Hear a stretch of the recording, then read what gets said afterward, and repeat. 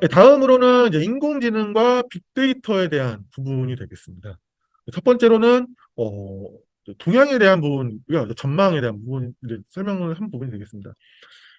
인공지능에 대한 주요 동향 및 전망에 대한 부분이고, 이제 주요 동향을 이제 크게 여섯 가지로 나눠서 이제 얘기를 한 부분이 있고, 이제 주요 키워드로는 어떤 증강 인력, 그다음에 노코드 AI, 그다음에 MLOps에 대한 부분이 있고, MLOps는 이제 그 모델옵스가 연 2회차 연속으로 1교시에 나온 적이 있죠. MLOps도 한번 같이 정리해 보시면 좋겠죠.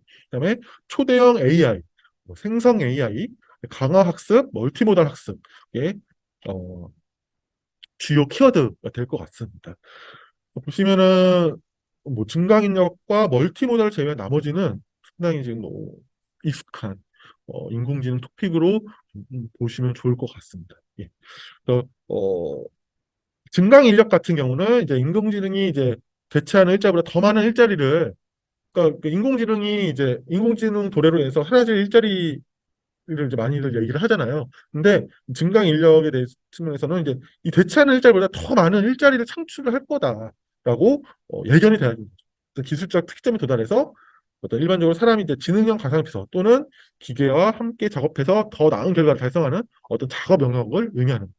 그러니까 대체라기보다는 협업을 통해서 어떤 최고의 가치를 창출하는 어떤 부분이 이제 증강 인력에 대한 부분이고, 사이버 보안에 대한 부분이죠. 아까 말했던 어떤 공격 표면에 대한 부분이 확대되면서 인공지능을 통한 어떤 사이버 보안이 강화될 것이다. 라고 보시면 될 것 같습니다. 그만큼 중요하다는 거죠. 2020년 최대 글로벌 리스크는 사이버 범죄, 사이버 리스크가 된다라는 거죠. 되었다라는 거죠. 되었다라는 거죠. 그다음에 인공지능과 메타버스, 어떤 가상세계, 현실세계에 대한 상호작용할 수 있는 플랫폼에 대한 부분으로 보시면 좋을 것 같고, 아바타 생성, 그다음 원격 작업과 협업을 촉진할 수 있는 중요한 요소가 인공지능이다. 보시면 될 것 같습니다. 그다음에 이제 노코드 인공지능에 대한 부분이 되겠습니다. 이제 인공지능 비전문가가 개발자의 어떤 전문가의 어떤 도움이 없이도 스스로 아이디어를 내서 구현하고 테스트할 수 있는 코드 프리에 대한 어떤 코드 프리성이 이제 기술이 될 것 같습니다.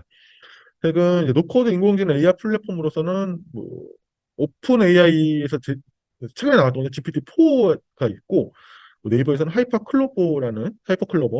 하이퍼클로버가 이제 있는데, 이 GPT-4 같은 경우는 이제 음성 대화를 통해서 이제 코드를 생성하는 어떤 그런 부분이 있는 거죠. 이런 것들이 이제 이 GPT 같은 경우는 초고대, 아까 제시한 초거대 AI에 대한 해당하는 부분도 있겠지만, 이제 노코드 인공지능에다가도 포함이 되는 어떤 부분이 될 것 같습니다. 그래서 얘에 대한 특징은 어떤 개발 비용, 작업량이 절감이 되고, 그 정도로 개발에 대한 인력난을 해소시킬 수 있다라고 보시면 될 것 같습니다.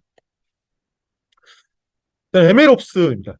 MLOps는 일단 저 빨간색으로 되어진 글씨 보면 그 어떤 ML 시스템에 숨겨진 기술 부채를 최소화한다라고 보시면 될 것 같습니다. 이제 인공지능에 대한 어떤 개발이 어떤 연구성 특성이 있어서 어떤 생산적인 초기에는, 인공지능 개발 초기에는 어떤 연구적 성격이 되게 강해가지고 생산성을 고려하지 않은 어떤 그런 모델 개발이었더라면은, 지금은 어느 정도 이제 이 인공지능 기술에 대한 부분이 성숙화되면서 생산에 대한 생산 단계까지 조금 더 구체화되면서 이런 부분에 대한 어떤 기술적인 위험, 그러니까 이게 대부분의 어떤 인공지능 기술이 조금 이렇게 잘 안 되는 부분들에 있어서 이제 MLOps를 도입을 해서 조금 더 위험을 리스크를 좀 완화시키는 어떤 그런 기술을 좀 보시면 좋을 것 같습니다. 그래서 이제 그 시스템 개발과 운영을 통합하는 거죠.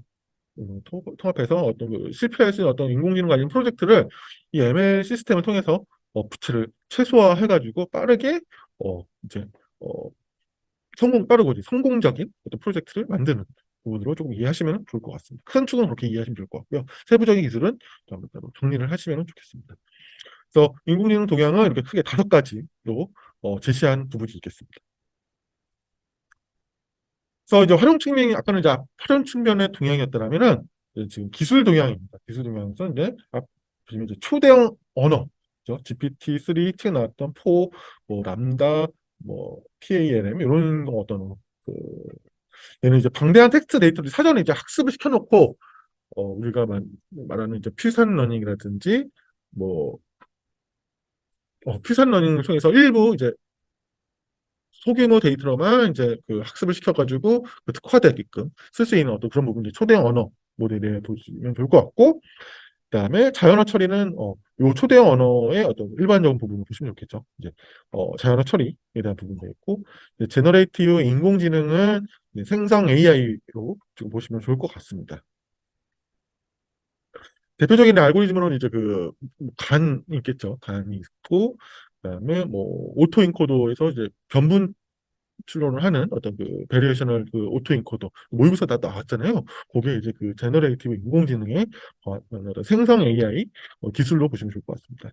그다음에 이제 강화 학습 선택 가능 행동들 중에서 보상을 최대로 하는 행동을 선택하는 AI 학습 알고리즘이 이제 강화 학습이 되어 있고, 이제 조금 이제 저한테는 이제 좀 생소했던 학습 모델이었는데, 이제 멀티모달 학습이 되겠습니다.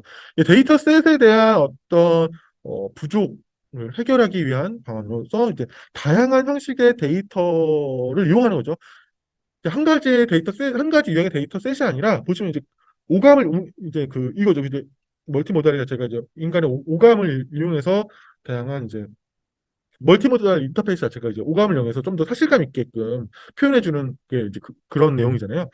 이제 멀티모달 같은 학습 같은 경우 한 가지 뭐 이미지면 이미지가 됐든 뭐 텍스트가 텍스트가 됐든 한 가지 어떤 데이터셋 유형이 아니라 음성, 제스처, 뭐 시선 이런 것들 다양한 감각 입력을 이용해서 이제 학습하는 머신러닝 한 분야라고 보시면 될 것 같습니다. 이걸 이제 파운데이션 모델이라고 제가 추가적으로 이제 키워드를 했었는데, 요거는 이제 뒤에 이제 한번 더 설명을 추가적으로 드리도록 하겠습니다. 뒤에 나오거든요. 파운데이션 모델이라는 게 여기 보고 나오는데 설명 드리도록 하겠습니다. 그런 게 있다. 그다음에 인공지능 시장에 대한 어떤 전망, 당연한 얘기겠지만 우상향 그래프로 이렇게 보여지는데, 뭐 2030년까지는 1조 5,910억 달러까지 전망으로 이어지는 부분이 있겠습니다. 그 다음에 뭐 시장 전망은 당연한 부분이 돼 있고, 인공지능 윤리에 대한 원칙, 어떤 위험 수준 이런 것들도 조금 가 되었었죠. 여기서 제시가 됐고, 그리고 또 이 토픽 자체도 되게 중요한 토픽으로 보시면 좋을 것 같습니다.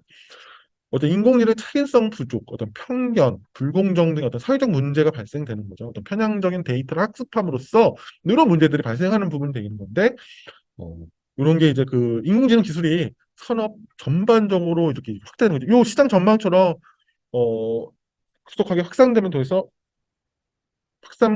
이제 확산됨으로 통해서 이제 어떤 사고의 어떤 편향적인 부분이 있고, 어떤 인간소의 기본적인 어떤 침해라든지 차별 문제 등이 빈번하게 발생될 수 있다라는 거죠.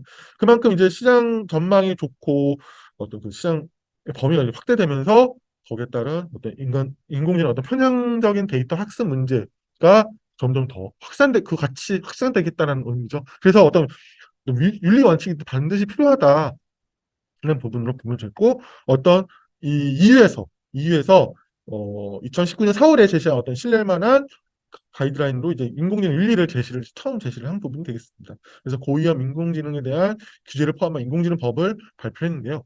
인공지능 위험 수준은 이런 식으로 단계별로 나눠서 어떤 인공지능 법을 초안으로 제시한 부분도 있다라고 좀 이해하시면 좋겠습니다.